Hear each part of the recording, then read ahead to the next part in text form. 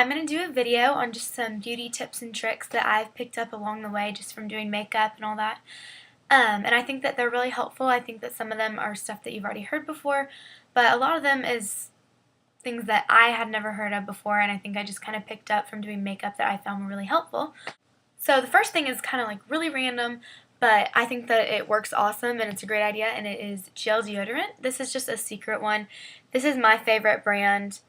This is in Love Me Some Lily, but these are awesome if you're going to be wearing like dark colors, or if you're going to have on something like sleeveless that's dark, where if you have white you don't want to get like the white deodorant on it or whatever. And it feels really kind of funny right at first when you use it for the first time, the first few times actually, because it's kind of wet when it goes on, but then it dries really quickly and you get used to it. But I love this. I use this, I know for cheerleading, anyone that does cheerleading, if you put on like your cheerleading shell or anything like that, it could be for like dance costumes and stuff too. I used to get like white powdery deodorant stuff on the bottom of my top, and I was like, okay, that's really annoying, like that looks so gross or whatever. So this actually kind of saved me for cheer. So I love this gel deodorant, so anyone that hasn't used that, check that out. The second tip is kind of weird.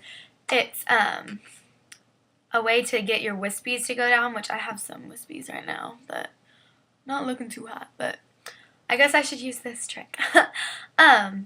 This is just my favorite hairspray. This is the Pantene Classic hairspray that looks like this, and it's just the kind that you spray the top of it. But I found that if I have wispies, if I just put like water on them or whatever, it just kind of makes my hair flat and it doesn't make them go away really.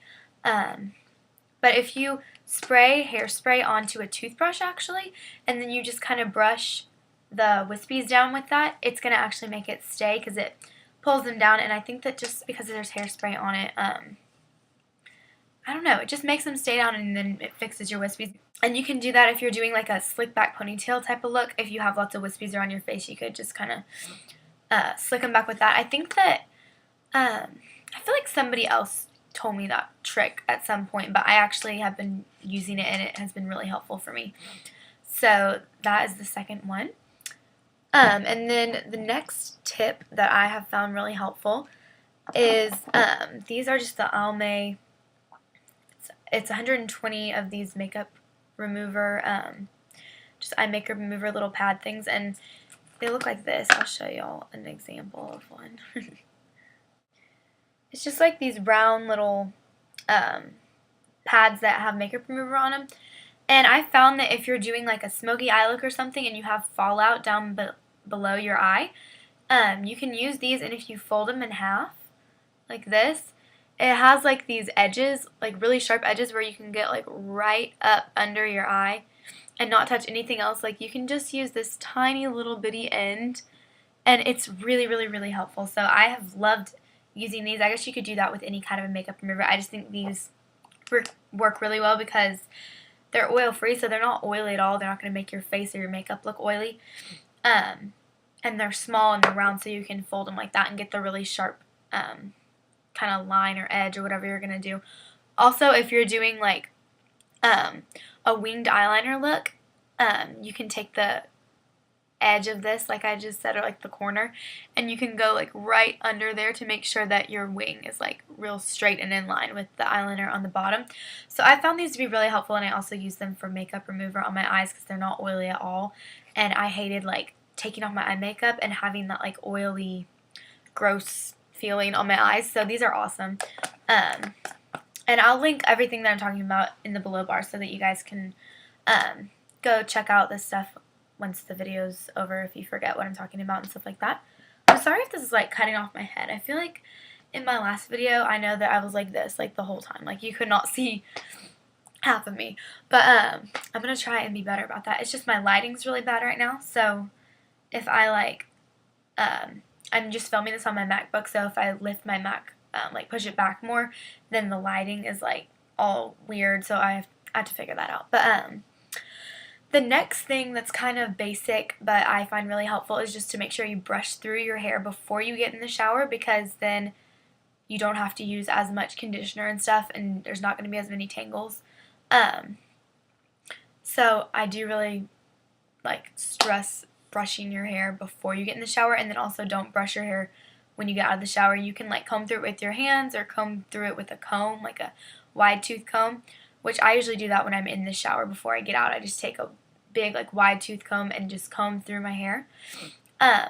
But don't brush it when it's wet or it's going to pull out a ton more hair and it can cause split ends and breakage and all that. So brush your hair before you get in the shower, but not after you get out.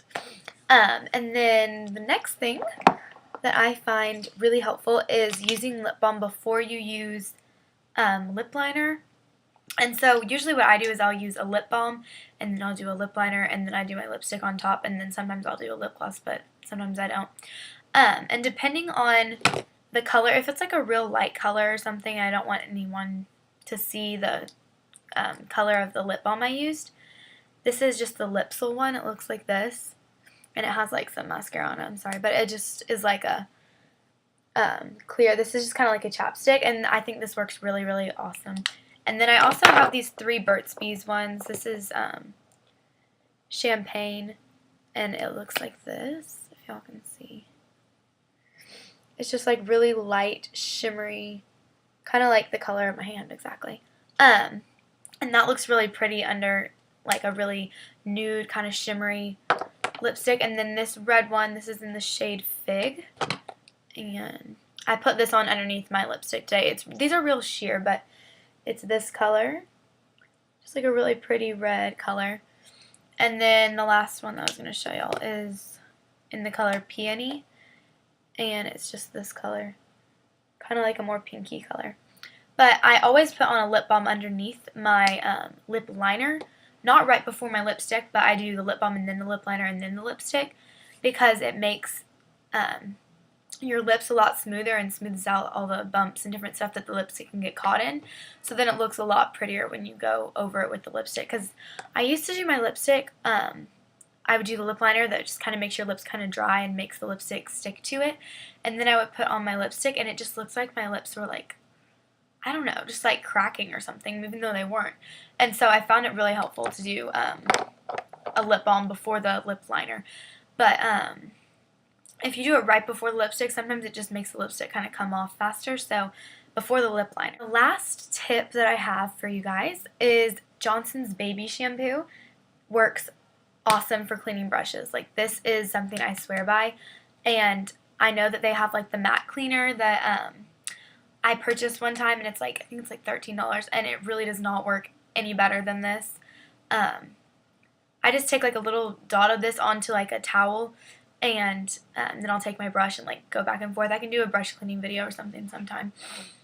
But this works so awesome. I got this at like CVS, and it's just this little bottle like this, and this is going to last me a really long time because it takes hardly any.